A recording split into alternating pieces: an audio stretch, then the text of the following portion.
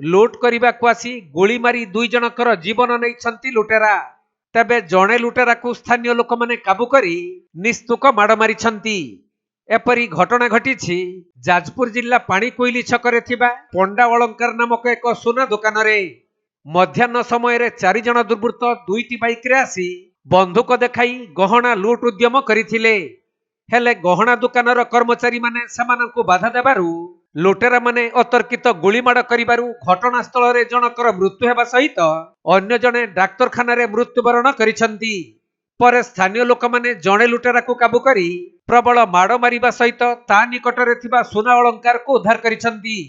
तबे घटनास्थल गोटे बंधुक और बाइक जबत होइतबा बेले खूब शीघ्र अन्य अभियुक्त मानकु धरा जिवो बोली पुलिस सूचना देइछि।